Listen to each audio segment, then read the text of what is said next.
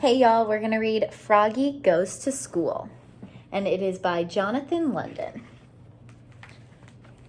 Froggy Goes to School. It was the first day of school. Froggy woke up and looked out the window. The sun was high in the sky.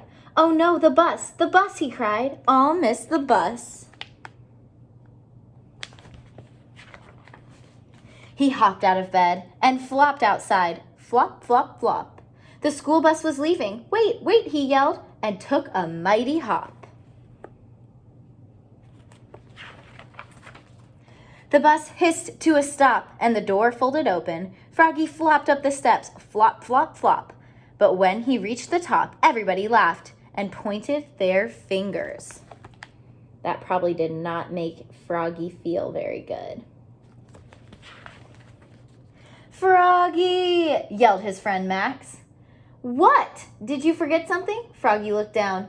Oops, he was in his underwear. So that is silly. He dashed to the back of the bus and hid behind Max's umbrella all the way to school. At school, he hopped behind the bushes.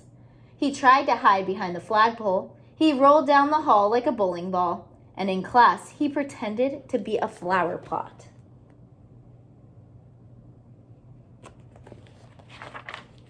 "Froggy!" called his teacher. "What?" But it wasn't his teacher at all. It was his father. Froggy rubbed his eyes. He had been dreaming. He was still in bed. "Rise and shine, Froggy," said his father. "It's the first day of school." So that was just a bad dream. This time, Froggy got all dressed. Zip, zoop, zup. Zut, zut, zut, zat. Then he flopped into the kitchen. Flop, flop, flop. He tried to pour milk on his bowl of flies, but the carton flew out of his hands. "You're just nervous about school, Froggy," said his mother. "Everybody is the first day." "Not me," cried Froggy.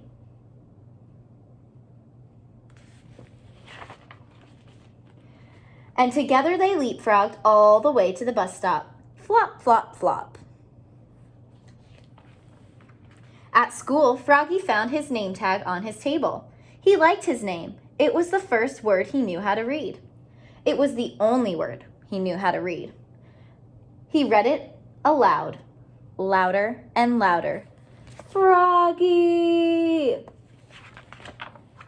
Froggy!" cried his teacher, Miss Witherspoon. "What?" "Hush, dear. It's time to pay attention."